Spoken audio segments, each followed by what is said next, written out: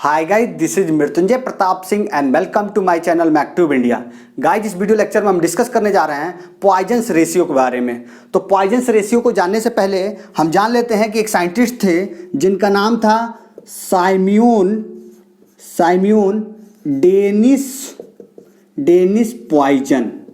ठीक है, Simon Dennis poison ने एक स्टेटमेंट दिया और उसी स्टेटमेंट से हमारा पॉइजन्स रेशियो आया हुआ है। और ये स्टेटमेंट कुछ नया नहीं है। ठीक है, ये आप लोग जो हुक्स लॉ पढ़े हुए हैं उसी से मिलता जुलता स्टेटमेंट है। तो चलिए देख लेते हैं क्या स्टेटमेंट उन्होंने दिया। उन्होंने कहा कि जो लैटरल स्ट्रेन होता है आपका is directly proportional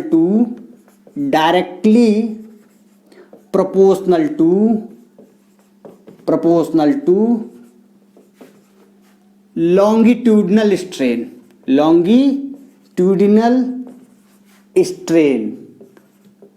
within elastic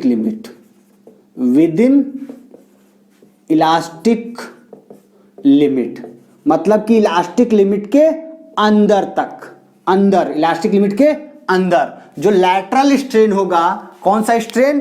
lateral strain. वो किसके प्रोपोर्शनल होगा? डायरेक्टली प्रोपोर्शनल होगा लॉन्गिट्यूडनल स्ट्रेन के। ठीक है, लेकिन with in elastic limit.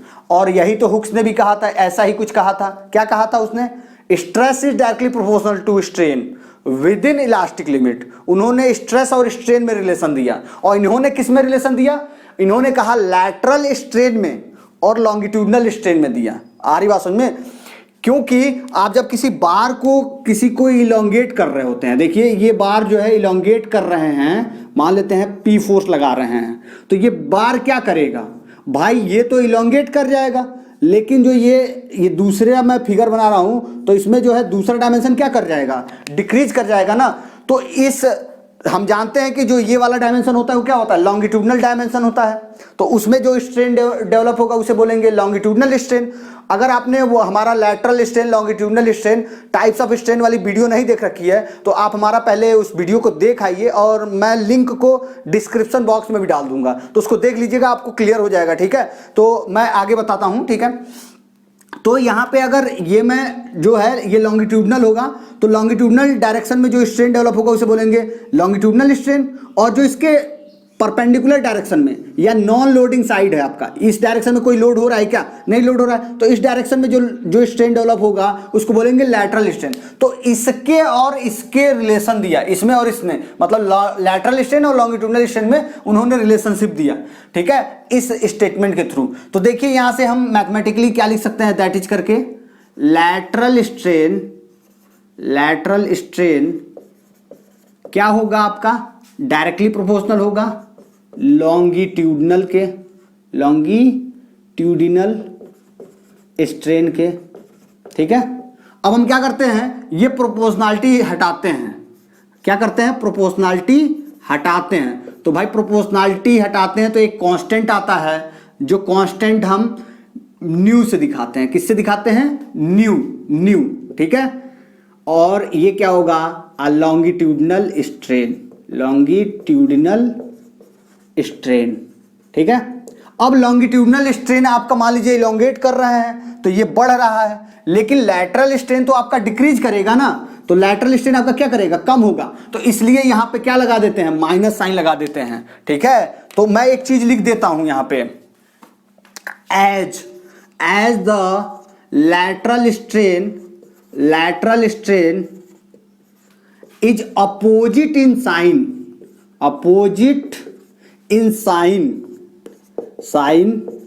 to the longitudinal strain। आ रही बात समझ में? जो भी आपका लॉन्गिट्यूडनल स्ट्रेन होगा उसके अपोजिट साइन का आपका लैटरल स्ट्रेन डेवलप होगा। याद रखिएगा इस बात को, क्योंकि अगर हम इसको कंप्रेस करेंगे, ऐसे कंप्रेस करेंगे तो ये क्या कर जाएगा? इलोंगेट करेगा। ठीक है, तो ये चीज है, lateral strain is opposite in sign to the longitudinal strain. तो ये यहां से इसीलिए माइनस साइन लगाया गया है कि ये जो क्या करेगा, अगर मान लीजिए लॉन्गिट्यूडनल स्ट्रेन क्या हो गया, कम हो गया, तो यहाँ पे माइनस आएगा, तो ये क्या कर देगा, प्लस कर देगा, मतलब वो लैटरल क्या हो जाएगा, इंक्रीज कर जाएगा। ठीक है, तो नॉन लोडिंग वाले डायरेक्शन में जो हमारा स्ट्रेन प्रोड्यूस होता है उसे बोलते हैं लैटरल, या इसको लैटरल को क्या बोला जाता है, ट्रांसवर्स भी बोला जाता है। तो यहां से न्यू को ही क्या बोला जाता है, न्यू जो है हमारा क्या है, न्यू जो है पॉइजन्स रेशियो है। मैं इसको बाहर निकाल लेता हूं फिर लिखता हूं। ठीक है, तो न्यू इक्वल्स टू क्या लिखेंगे हम, देखिए न्यू इक्वल्स टू, देखिए lateral strain divided by longitudinal strain. ठीक है, माइनस यहां पे रहेगा। ठीक है, लॉन्गिट्यूडिनल स्ट्रेन। तो यहां से देखिए क्या आया, न्यू। न्यू को ही क्या बोलते हैं हम, पॉइजन्स रेशियो। क्या बोलते हैं, पॉइजन्स रेशियो। आई बात समझ में। ये किसने दिया, जो साइंटिस्ट थे, साइंटिस्ट के नेम से है ये रेशियो। ठीक है, ये साइंटिस्ट ने दिया, इसीलिए इसका नाम पॉइजन्स रेशियो पड़ा। तो पॉइजन्स रेशियो क्या होता है, आप सिंपली कोई पूछता है तो कहेंगे lateral strain upon longitudinal strain. और लैटरल को हमने बता रखा है पहले ही अपने उस वीडियो में कि लैटरल स्ट्रेन जो होता है ट्रांसवर्स स्ट्रेन भी बोलते हैं, और लॉन्गिट्यूडनल स्ट्रेन को हम बोलते हैं लीनियर स्ट्रेन भी बोलते हैं। ठीक है, तो ये रहा पूरा concept about the Poisson's ratio. ठीक है, अब हम बात कर लेते हैं कुछ मटेरियल्स का पॉइजन्स रेशियो की वैल्यू कितनी होती है, क्योंकि वो competitive exam point of view से बहुत इंपॉर्टेंट है। ठीक है, तो हम लिखते हैं इसका एक एक करके। सबसे पहले लिखते हैं न्यू की जो वैल्यू होती है 0.05 to 0.1 होती है फॉर ग्लास। जो ग्लास होता है उसके लिए कितनी होती है, 0.05 to 0.1। न्यू की वैल्यू आपकी 0.1 से लेके 0.2 तक ये होती है कंक्रीट के लिए। ठीक है, आपका न्यू की वैल्यू, पॉइजन्स रेशियो की जो वैल्यू होती है 0.25 to 0.42 फॉर मेटल्स के लिए कितनी होती है, 0.25 to 0.42। अब देखिए आपका लास्ट जो है 0.5 फॉर प्योर रबड़ के लिए कितनी होती है, प्योर रबड़ के लिए 0.5 होता है, और यही इसकी मैक्सिमम वैल्यू होती है। मैक्सिमम वैल्यू पॉइजन्स रेशियो की कितनी होती है, मतलब लिमिटिंग वैल्यू, मतलब इससे ज्यादा नहीं होता है। ठीक है, लिमिटिंग वैल्यू हम लिख देते हैं मैक्सिमम वैल्यू, यहां पे लिख देते हैं maximum value of Poisson's ratio. ठीक है, यही क्या होता है, maximum value of Poisson's ratio. ठीक है, maximum value of Poisson's ratio. ठीक है, क्या होता है आपका 0.5, या लिमिटिंग वैल्यू, एग्जाम में ऐसे भी पूछा जाता है limiting value of Poisson's ratio बताइए, तो कितना बताएंगे आप, 0.5। ठीक है, मैक्सिमम यही वैल्यू होती है। ठीक है, अब देखिए कुछ और मटेरियल्स हैं जिसको एसएससी जेईई में पूछा गया है आपका। तो जैसे कि आपका हम बात करें nu equals to 0.23 to 0.27 for जो है स्टील के लिए होता है। ठीक है, स्टील में अलग अलग स्टील होते हैं, उसके लिए 0.23 to 0.27 वेरी करता है। अब 0.25 to 0.33 जो होता है आपका कास्ट आयरन के लिए होता है, फॉर कास्ट आयरन। ठीक है, न्यू की वैल्यू आपका 0.34 फॉर ब्रास होता है। क्या होता है, ब्रास के लिए 0.34। ठीक है, ये वैल्यू जो है ज्यादा इंपॉर्टेंट है SSC JEE point of view से। ठीक है, ये पूछे जाते हैं। ठीक है, डायरेक्टली।